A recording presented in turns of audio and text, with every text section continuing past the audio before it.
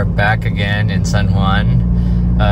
Sila Neil D of Seva recommended this place. Dito daw sila kumakain. Actually, na-mention na rin to ng father-in-law ko and ng mother-in-law ko. Pero, you know, pag more than 2-3 people na nagsabi, ibig sabihin, masarap. Kung isa lang nagsabi, depende pa yan. Kung dalawa, basihan na rin. Kung tatlo, sarap na siguro talaga to. Anyway, dito lang siya sa Wilson. Sa mga taga San Juan, sa mga taga Green Hills, I'm sure suking-suki na kayo dito. Nakakaaliw talaga to si San Juan. Ang daming hidden gems. Pili ka, pasta, Seva, burger, may burger run, asado pork, akachan, wontons, Charlie's Wonton. Meron pa, Now. It's like a cool, funky restaurant also. They specialize in fermentation, owned by this lovely couple. Basta super cool rin yan. Bisitahan natin yan. Ano pa ba? Grand House dito. And then meron pang nirefer sila Nile, yung mga taga San Juan. Si David Ong actually meron rin mga nirefer, pero I have yet to wait for his recommendations. Ito ang matagal, Alex III. Yung barbecue chicken nila, di ba? Ano nga ulit masarap sa Alex III maliban sa barbecue chicken? DEC, of course, for your siumai, siupao, dim sum. Okay, this is where we're going. We're going to Tung Lo Wan with an S. Tung Lo Wan's Food Express. Actually, matagal ko na to nadadaanan. Hindi lang talaga ako pumasok. And today's the day.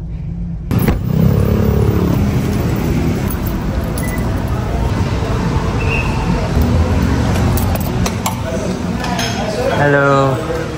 Hi, good afternoon. Hi, good afternoon. Ako lang. Ikaw si Alice. Auntie Alice.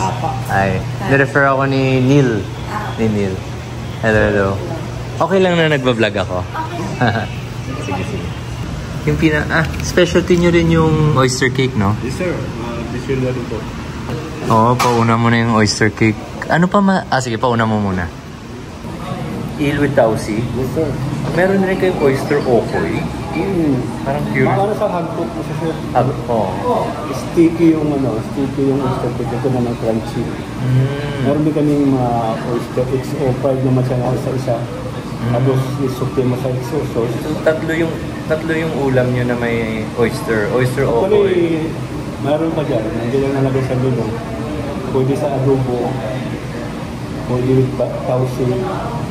Parang curious ako sa oyster okoy rin. So okay, nag-order na ako. Oyster okoy and eel with tausi and yung oyster cake. Sige. Game. Ayan po si Wilma. Hello. And si Mr. Reggie. Hello, sir. Hello. Nice to meet you. JP po. So, ito yung hot and sour soup. Ganun po ba? Nice. Mukhang itsura pa lang. Mukhang masarap Di ba yung ibang hot and sour soup mapula-pula? Yung sa inyo, brown. Nakalagay dito, not hot. Not hot. Pero kung... Okay. So, yung background pala nito is... Yung pedigree pala ng restaurant na to is Sun Moon. Di masarap yan. Di ba meron kayong crab bihon? Crab sotanghon. Correct. Okay. Opo. Galing. Actually, tagal ko na itong nadaan-daanan. Hindi lang ako pumasok. Then, finally, today's the day. Puno to, ano? Oy, ito na yung oyster cake. Today I woke up and I said, I want a good oyster cake. At saka I like the... gusto ko yung ambience ng lugar nyo. It's very unpretentious, straightforward. Then alam mo, promising. Yes. Ano yan? Macau. Uy. Ay, grabe. Yung sauce natin, yung mustard. Okay. Ang ganda ng pag-slice. Square na square. Parang feeling ko nga nasa Causeway ako. So the translation pala of Tung Luans is Causeway Bay. Translation in Cantonese is Tung Luans. Nice. Oh. Okay. Thank you.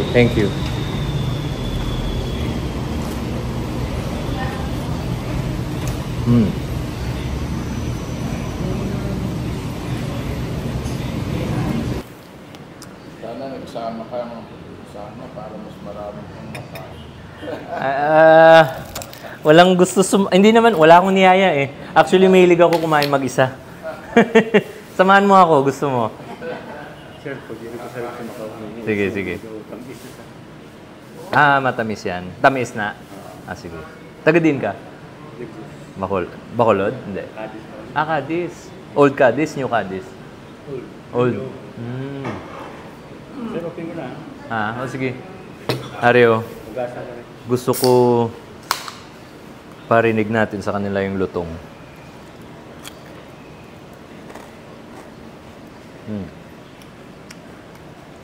Ay yung... Mukha ka ng alimango o yung kapsatang yung gusto niya, Nako. At sa soup na may anghang.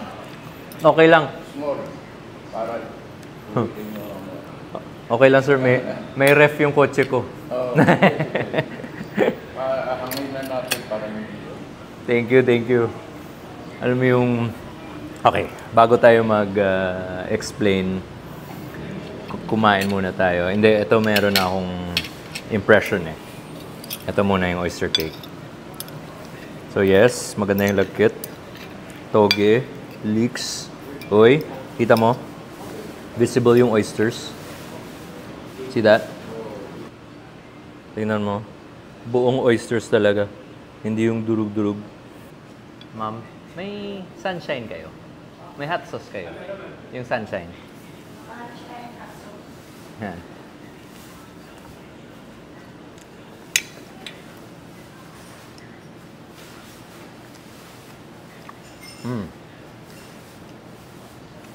Okay. It's very clean. Like you taste the oyster right away. Then you taste everything in it. The toge, the leeks. Then malagkit siya sa gitna. Ito yung hot. Okay. So malagkit siya sa gitna. And then sa gilid yung lutong niya. Then ito yung Chinese hot sauce na parang, di ba, sa mga Philchay dyan, pocha talaga pag may hot sauce or may sunshine hot sauce. And parang hindi kumpleto yung oyster cake experience pag walang hot sauce na sunshine.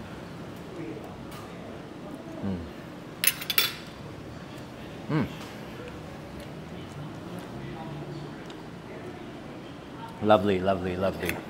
I like it also because it's not so sticky, it's not so dense, and hindi sila nagtitipid sa oysters.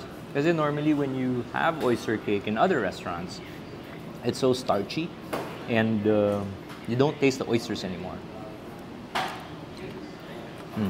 Nandyan ka agad, oh.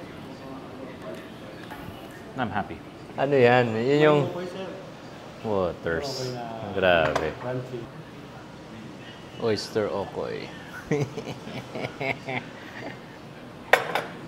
Okay, habang binivideo ako, nakasmile ako.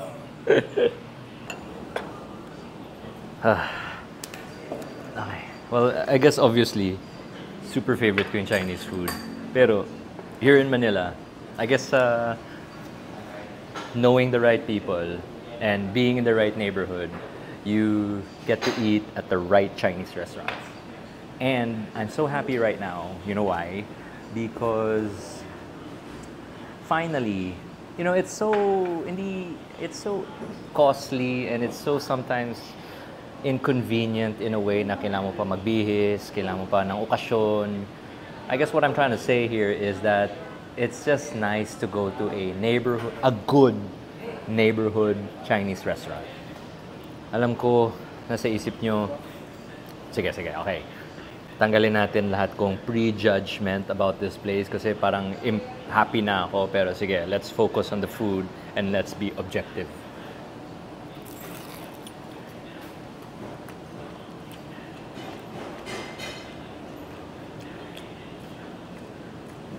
Okay, I wish it was lightly, you know, good crunch, good texture, though I wish it was just slightly saltier. But I do understand the Chinese palate, they want it subtle. So maybe, ano yung sauce nito? Suka. Okay. Ito po. Ito. White vinegar yan. Langgaw. Okay. Tapos, good batter, nicely fried. Yung kusinero na nagprito nito, alam mo na experience na siya. Experience na siya sa pagpiprito. Actually, punta tayo sa Lechon Macao in Abieta.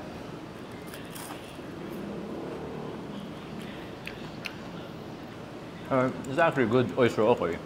First time to try oyster okoy. Okay. Balik dito sa Lechon Macao. Alam mo yung description ko sa Lechon Macao na to?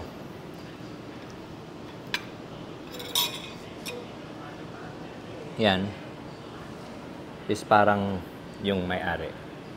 Astig. OG. Parang, hey sir, don't get me wrong, you're solid. You know, you're not cocky. You just know your stuff. You just know your shit. And I respect that. And I can sense yung parang OG siya sa ganitong category.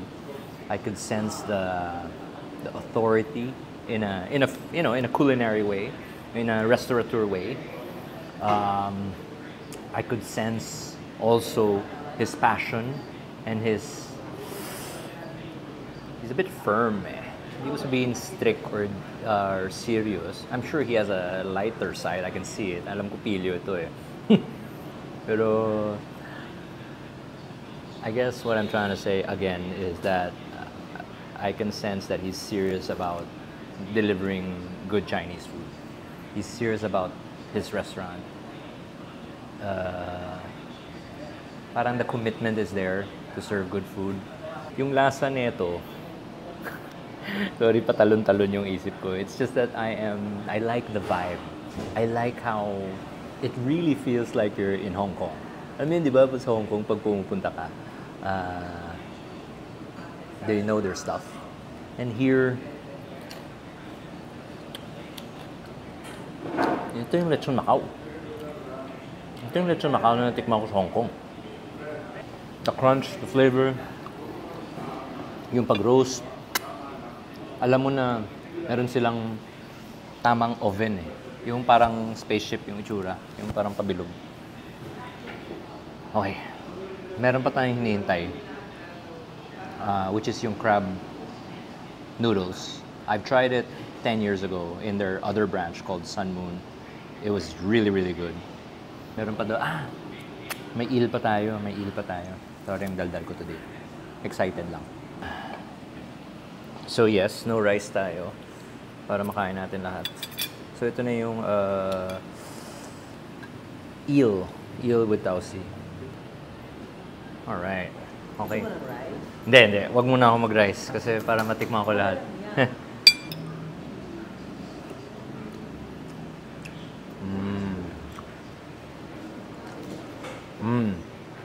Wow.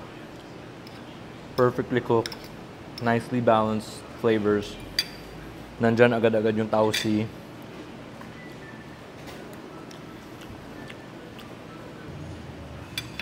First of all, I love oily fish.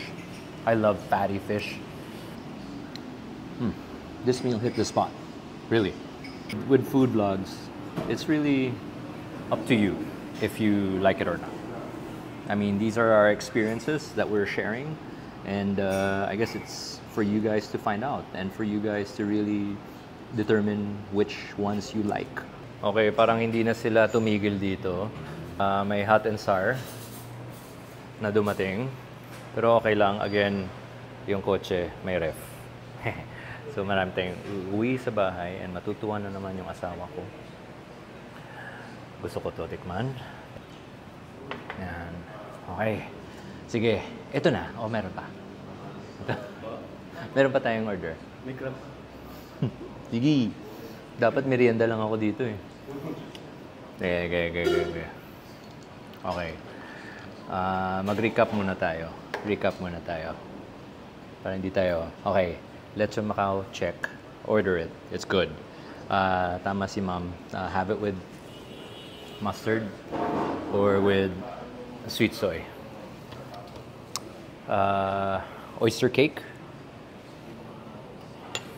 Have it with sunshine. It's your honest to goodness oyster cake. Talagang perfect. Yung lunch ko, ikalap na hulaan. Talaga? Oo, kasi nanam na. Ako rin. Pagising ko kanina. Kumain ako kanina. Sir, pwede nung balutin. Oo. Balot is... Ano lang yan? Ito, sa oven ko lang iniinit. Opo. The rest pwede na sa Ito, oven. oven rin. Or air fryer. Oo. Oo. Fryer. Tama ba ako? Yung ginamit yung oven, yung parang spaceship o yung... Tama. Hindi, kanina kasi, ine-explain ko kung...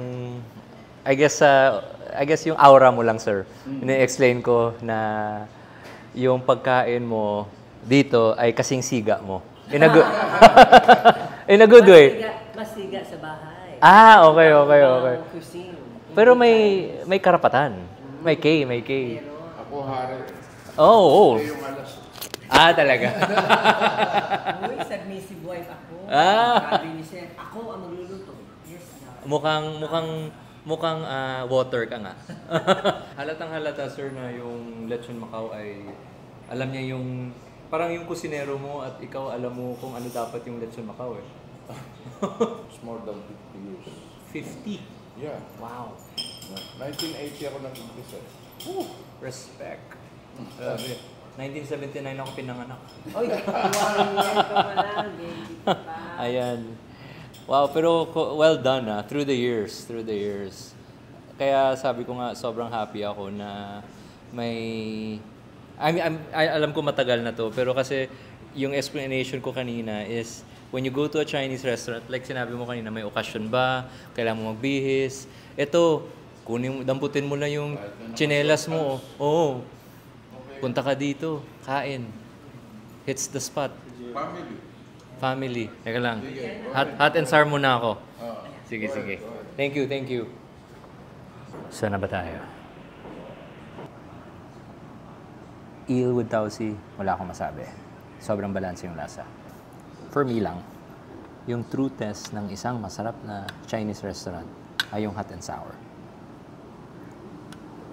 Kasi yung hot and sour, kung marunong ka kumain ng Chinese food, kailangan nandyan lahat na flavor notes eh. Yung pag-aanghang niya, yung pag-sour niya.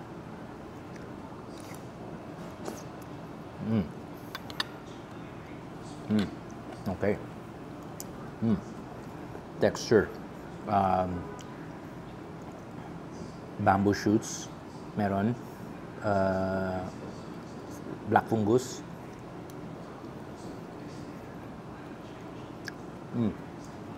Yung tinatawag nilang tenga ng daga. Tapos yun, the egg, bell pepper, the sourness is there, the spiciness is there. Though it's a bit mellow, I like it spicier. Main event.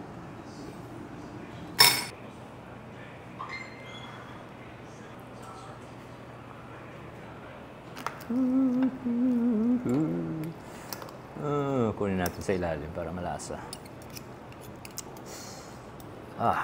What a good day of eating. So cool that I met the owner. And later, we'll chat with him more. I want to listen to him. I want to get some words of wisdom. Yun nga, kasi like, I guess, yeah, 10 years ago, I did eat at Sun Moon. And impressive.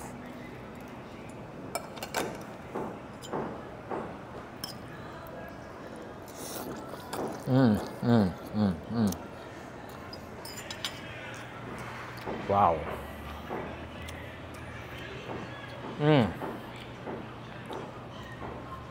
Grabe. May gloves kayo. Yung lasa ng noodles. From the crab, from the juice of the crab till the, I know what they put here, yung parang, basta they put a certain sauce, like a satay sauce that my mother-in-law uses when she cooks some of her dishes. Nandyan, huli-huli mo kaagad. These guys are not messing around. Grab it. This is it. This has to be the star dish. Kung irarank ko, this, Lechon Macau. If you were to order, well, again, bahala kayo. Get the hot and sour soup. Get the oyster cake. If you like eel, get the eel too. Sobrang sarap ng crab noodles. Grabe.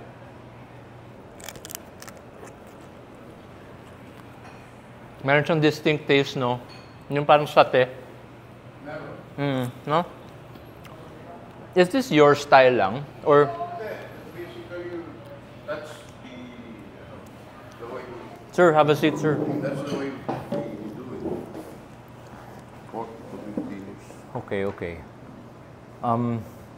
It's really good. I'm so happy. I'm sure kayo, sir, parang you strike me as a very, parang, I say this in a good way, parang maselan sa pagkain. Well, I enjoy food. Opo. All Lahat na, lahat. I also, personally, I cook you do? other dishes. Okay. Like what? Spanish. Talaga? I can cook paella, I can cook lengua, caldereta, all this. Besides Chinese, what else do you like to eat? Basically that. Lahat? Okay. So, hindi lang one-sided na Chinese No. lang? Okay. That's good. Filipino, I cook Filipino food. Opo. Do you eat out? Yeah. A lot? Everything was good, pero the star dish talaga is this. Yeah. Basically, was where we started way back in San Luis. Yan ang one of the most popular. Of course, the steamed ones. That was what made our business way back. Tsaka yung katas ng crab, malalasan sa Yes. noodles. Dahil, talagang nakalabas yung lasa ng alimang. Nahalo sa You can tell sa pagluto nila, sa pagtimpla nila, na kahit nakapikit sila. Oo, kahit natutulog, paglutuin mo yan, parang nananaginip yan, yun din lalabas. Because day in, day out, that's what they're after. Seldom will they make any mistake. Diba? Dahil sa day out, yan ang ginagawa mo. Ang basics, still, let's say, you have 10 basic things that you do.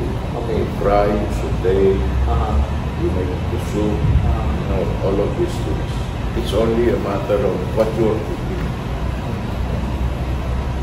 Although mas marami kaming item kaysa sa ibang restaurants, di ba? Pero, as you can see. I'm reading between the lines here. Solid yung basics. Yes. So, pa kanya-kanya. May kanya rin specialty. Right. Your style is unpretentious, straight to the point, but good.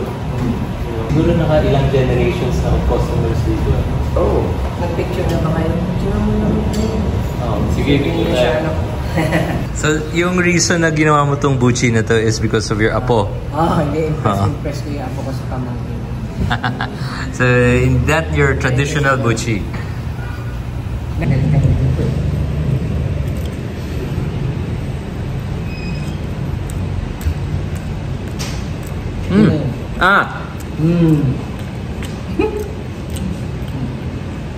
Nutella. Hindi. Malapit na ako. One more chance. Shit, nasa dulo ng dila ko. Sige, kaya mo pa para lumabas. Not the tradition. You know the taste of the traditional buchi? Yes. The scream, no?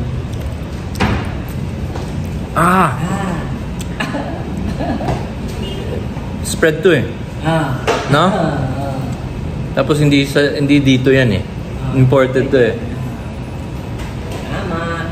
Okay. Basta. Dulo yan. Huwag mo na i-reveal dyan. Sige, wag na lang. Buti naman na hindi natin naalala. Nasa dulo talaga ng dila ko. Text mo na lang sa akin.